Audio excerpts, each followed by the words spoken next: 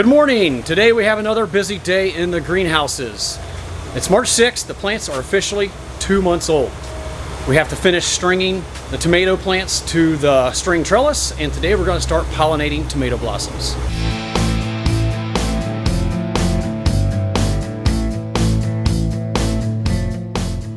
Now before we get too busy in this greenhouse, I have another crop of tomatoes to get seeded first and a little bit of transplanting up in the seed house. So let's go up there and get that job done first. All right, we're currently standing in our seeding house. We call it our transplant house because we grow our seeds to transplant. So we have right here our first crop of our second greenhouse. And right here are our first planting of grape tomatoes. And as you can see, only half of them have been staked up and clipped with bamboo stakes and ring clips. These are the ring clips to attach the bamboo stake to the plant. So first thing we're going to tackle today is getting the rest of the bamboo stakes on the grape tomatoes. I have another seeding right here. We're getting ready to seed, and then these are ready to transplant into the 4-inch blocks. When it comes to seeding our tomatoes, it's all done by hand, one flat at a time, one seed at a time, and we got to make sure we don't ever get a double. So if we do, we pick it out with this little plant label, and we'll stick it in the next hole beside it. We only want one per hole. It's a tedious process, but you know, it's only a few times a year.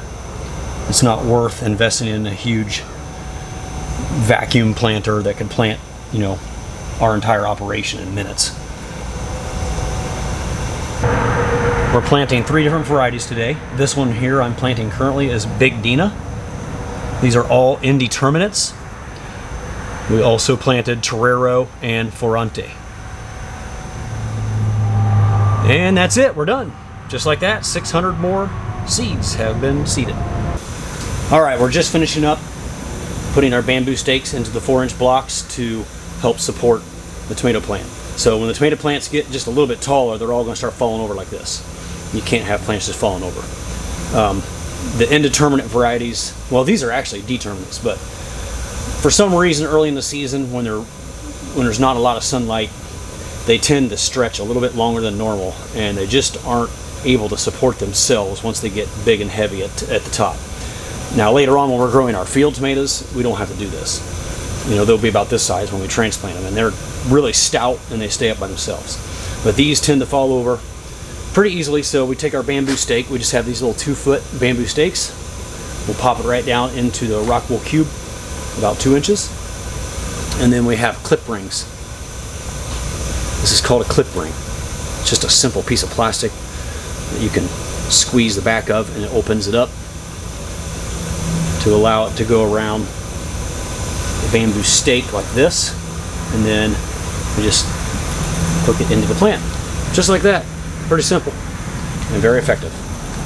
All right, now that we get all the bamboo stakes done, we're going to head down to the other greenhouse and finish working on stringing up the plants to the trellis. I was hoping we could tackle that greenhouse today. We got to get the plastic changed ASAP because the grape tomatoes are ready to plant, and we can't put them in there until we get that plastic changed. It's been too windy every day.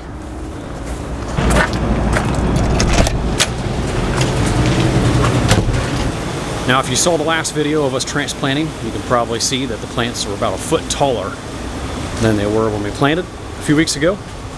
I'd say they're every bit of 3 foot now. We've got lots of flowers coming out. We're gonna do some pollinating here later. And we're gonna have to hand pollinate today because they do not have bees yet. There's a bee shortage. So we're gonna have to pollinate all these beauties by hand, and I'll show you how we're gonna do that. Okay, this is a tomato clip.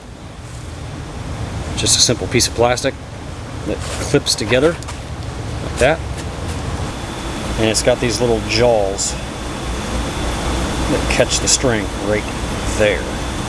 So when I pinch this thing shut around the string, it's going to clamp onto the string. A little bit difficult to keep it focused here, so I'll put one on for you. So I'm going to grab the string and put it right in there in those little kind of plastic jaws on the clip.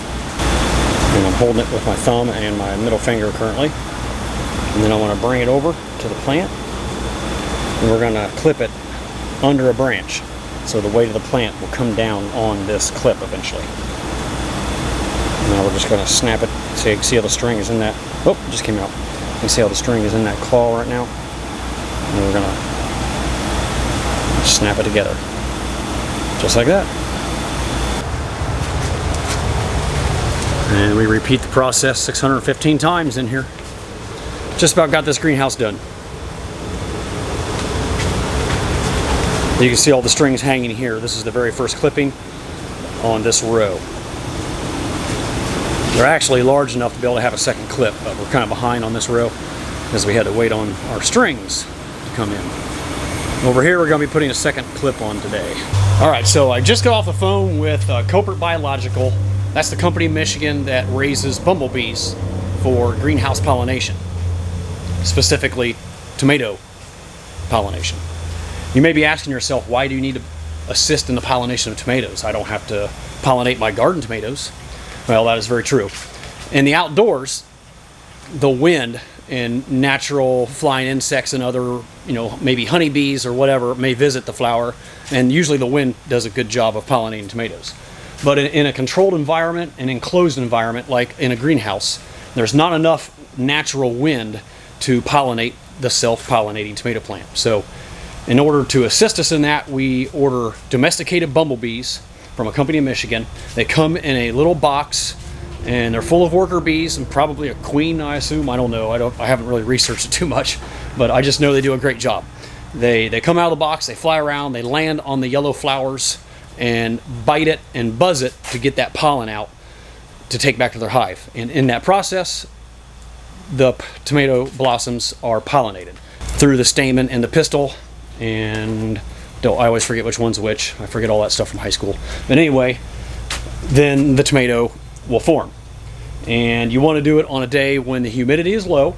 So right now we have like low 70, it's about 72% humidity. It's perfect for pollinating. However, I don't have bees.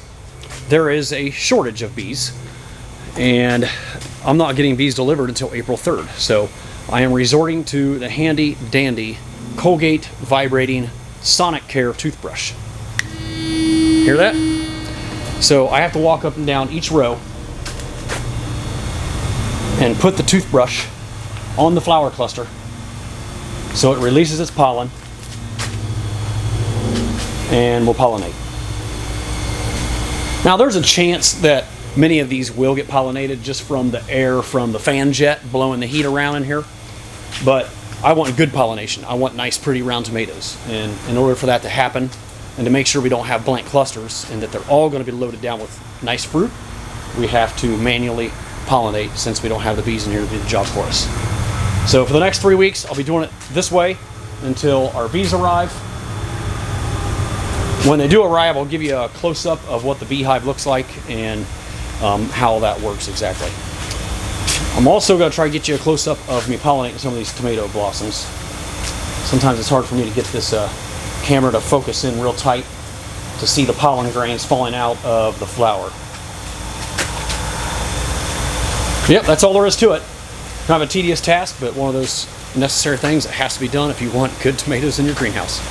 It doesn't take me very long to go up and down the rows and hit them with this little toothbrush and get these all pollinated. Maybe a half hour and I'll be done. 3 times a week, so not too bad. However, I will admit that it is nice to have the bumblebees doing the job for you and not having to come in here and do this every other day when I got other things to keep me busy on the farm. Wow, that was some serious wind.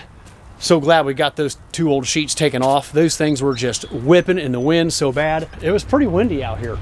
I mean, now that the plastic's off, it's kind of nice and quiet again, and it just feels like a 10-mile-an-hour breeze. It might be 12 or 13 mile an hour. But man, that proves to me that there is no way you could put a new sheet of plastic on when the wind is 10 or 15 miles an hour. It's just too much. It just flaps all over the place. And to make things worse, I didn't think about the convection tube that was up here attached to the fan jet that distributes the heat throughout the greenhouse. It was just whipping all over the place. It started coming down, so we quickly gathered that and are storing it in the other greenhouse for now. But hopefully we can reuse that because I don't have time to order a new one. It's time to plant. The grape tomatoes go in this greenhouse. They are busting at the seams, so hopefully we can get those things planted here very soon. But first, we obviously have to put the 2 new layers of greenhouse plastic on, and I'm hoping tomorrow morning the wind is 5-6 mile an hour or less, and I think we can get it done, because now we're getting behind schedule. I put it off for the last month because it's just been too windy every day. So hopefully tomorrow we'll get that done, and then in the next video we'll show you how we transplant grape tomatoes. But this is where we're going to wrap up today's video. Thank you so much for watching. We'll see you again real soon out on the farm.